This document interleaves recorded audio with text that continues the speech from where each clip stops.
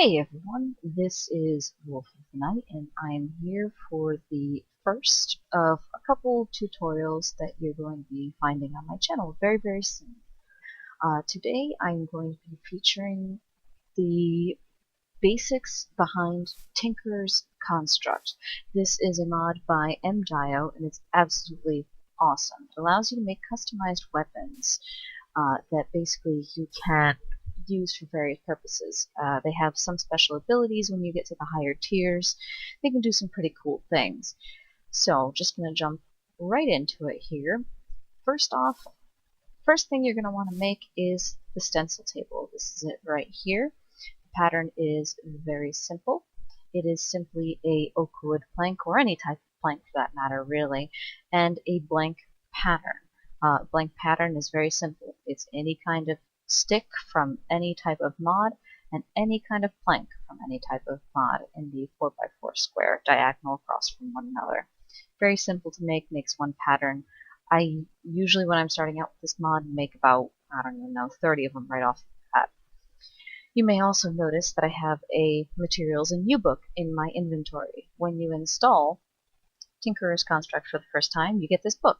If you right click on it, you'll see that all the stuff that I'm about to go through is actually in this book. It tells you how to make the blank patterns, how to make the stencil tables, etc. So in case you don't have NEI, or in case I don't go over how to make something in here, you'll know how to make it if you open up this book and take a look at it. Some of the stuff I'm not going to be going through, like the slime channels and the bounce pads and the punji sticks and things like that, because I want to go through how to actually make the tools and the weapons, because honestly that's mostly what you're probably going to be using from Tinker's Construct. So the first thing I make is the stencil table.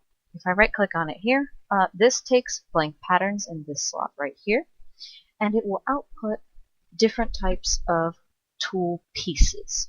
So if I use the next pattern button here, let me turn off NEI for a second. If I use the next button, or the previous button, I can cycle through the different patterns that I can make. Alright, so what I'm going to do is I'm going to grab the tool rod, the pickaxe head, and I'm going to need one more thing here, binding.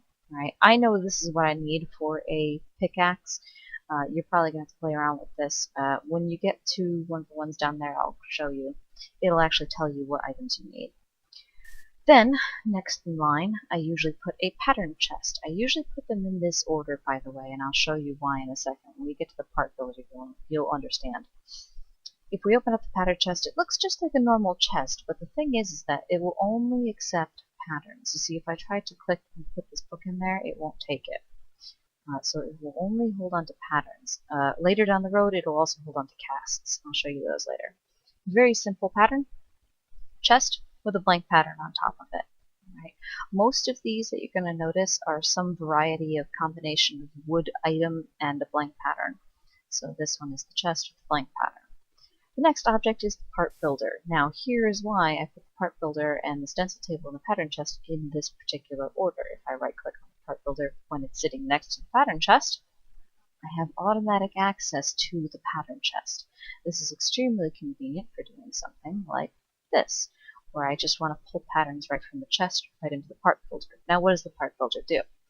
Allow me to grab a stack of cobblestone here, and I will show you. If I put my pattern here, right, actually I'll put both of them here. They go in the square on the left hand side. Alright, I'm going to put the material in here. Now, one of the reasons I'm doing this tutorial is because this entire process confused me a lot at first. I was having problems getting the pieces that I needed.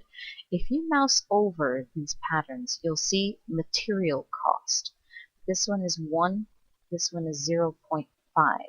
Right, basically 0.5 is Minecraft equivalent of a nugget. Right. What happens when you do stone or something else, you end up with a stone shard or a cactus shard or a bone shard. You can use these later down the road to repair the items, which we'll go over later or possibly in a second tutorial if this goes too long, which it might.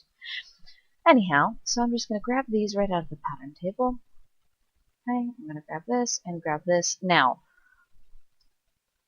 I'm going to put this pattern rod in here. I know this only needs 0.5. Here's where these shards come in. This counts as 0.5. So I can actually not waste anything at all. And there we go. Now I have the 3 pieces I need. You may notice I have informational things on here. This does not come default with Tinkerer's Construct. If you want to have all these tooltips, this is a mod by Squeaky502. It's TIC Tooltips. You can grab it, and I highly recommend it. It makes it a lot easier to see what would make good weapons, what's good for tool bindings, etc. And I'll explain some of these drop downs later. Part builder, really easy. I saved this for a reason. Oh, put Brownie Eye back on. There we go. Part builder is interesting. You can use any type of wood, and what will happen is the image and the actual part builder itself will change depending on the wood that you use. So for example, if I was to make, let me make a birch one, and I'll show you right there. Oops, put these guys right next to each other. You can see, there we go. This one I made out of oak, this one I made out of birch. Right, just a nice little aesthetic kind of thing. So if you have a, a house made out of birch or whatever, it'll match. Right, so these 3. Next is the tool station. This is another very important piece of the puzzle here. Tool station, very easy, blank pattern yet again, this time with a crafting table. Gets you a tool station. Now if we look at the tool station here, this may look very complex at first. It's not that bad at all. Basically, the first option you have here on the left hand side is repair and modification. This is where you can take tools that you have assembled and then add modifiers onto them. And I'll go over that when I get to the second part of this here. This is also where you assemble tools. So you see I had the pickaxe head, the tool binding, and the rod here. Okay, you can make shovels, hatchets, a mattock, which is essentially functions the same way that a let's see what it is. It's a hatchet and a shovel, and its special ability, quote unquote, is a hoe. This means that you have a shovel and an axe in one, and then you have also the hoe functionality when you right click. It's a really, really great tool. Highly recommend making one, especially early game. You have the typical broadsword.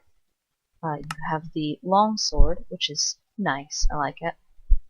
The rapier, a dagger, frying pan is kind of neat. If you don't have a fast way to cook stuff right away, the frying pan is really neat. Looking for something here that I don't have anything on top of. There we go. You can just stick the frying pan in world, and if you right click on it, you put coal in the left hand corner over here, and you put any items you want to cook over here. Don't stuff this inventory because none of it will cook, but if you put like, all raw stuff across the top or something like that, then you'll get the output of all the cooked stuff on the bottom, which is really, really cool. It's a way of cooking multiple things really fast. Let's see, crafting station is the next one here. Honestly, if I have Tinkerer's Construct installed on my world, this is one of the first things I make, because it's essentially a crafting table, but more awesome. Right? Essentially, the crafting station, when I right click on it, looks like a normal crafting table, right? Okay. The thing with this is that if I put this wood in here and see normal jungle planks, if I press escape and walk away, it doesn't bounce out of the table. It's amazing. It stays in the table. So if you forget to grab something, let's make a day really quick. If you forget to grab something while you're crafting, this is a great, great table to have. Amazing. Next, and the last one of these part assembly tables, essentially, is the tool forge. This one is a little bit more complex. This isn't something that you're going to probably be making right out of the box when you start Tinkerer's Construct. However, I put it here because this is essentially an upgraded tool station. It requires 3 of these seared bricks, which when we get over there, we will take a look at how to make. Right, and then you will need 4 of any type of metal or gem block. Right, so for example, if I want to use 4 iron, okay, I get the kind of gray looking tool forge. If I take 2 for gold, I get a kind of gold one, right? You can do this with a bunch of them. Oops, there we go. Emerald. You can do this with copper. Alright. So if you don't have iron right out of the box, that's okay. If you look it up in NEI, you'll see all the different blocks that you can make this with. Alright, you can do it with aluminum brass, just plain old aluminum, alumite, steel, pretty much a whole bunch of stuff. Alright. So you don't necessarily have to use iron, but you're still not going to be making this right off the bat because of the recipe for these. I mean, you could, but probably not. Most likely not. Alright, so that is the tool forge. Alright. Now that is the first part of Tinker's Construct. Those are all the pieces that you need to create a starting setup. Right? With this starting setup here, with the exception of the tool forge, don't forget you're not going to be making that right off the bat. Right, this is everything you need to make the following: wood tools, stone tools, flint, bone, cactus, netherrack. Right. Basically, any of those can be used with the part builder to make pieces, the tool station to assemble tools, and then, that's basically it. Use the patterns as well. All right. If you want to make anything out of metal, right, you're going to have to graduate to the smeltery construction, which we're going to do in the next video. One last thing about the tool forge that I almost forgot to mention. You'll see that if I click on the tool station here, I have a very limited amount of items I can make on the left hand side. I can make arrows, chisels, arrows, bows, a couple of little things. The upgraded tool forge, however, has a lot more options. These require a lot more items. They require things that cost a lot more. However, they have some ridiculously awesome effects. As you can see, the hammer does a 3x3 area, which is great. The lumber axe basically has tree capitator on it, which if you don't know what that is, you hit the bottom branch of a tree and the whole entire tree falls down.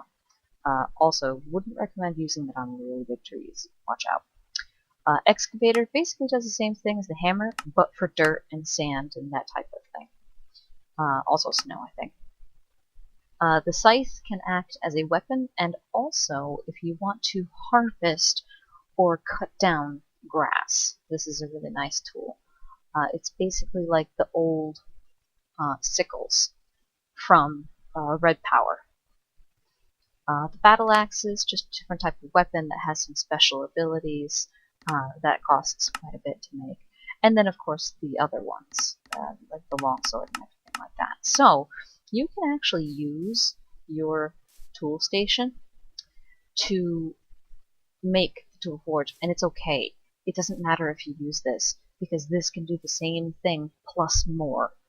So don't be afraid to pick up your old tool station and use it for the crafting recipe for the tool forge. But alright, so that is the first part of Tinker's Construct. I hope you guys liked this introductory tutorial. If you did, please don't forget to like and subscribe. It always helps a bunch. There's going to be a lot more tutorials on this station hopefully soon.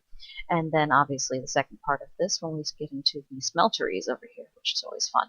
So please feel free to join me next time, and I hope to see you again.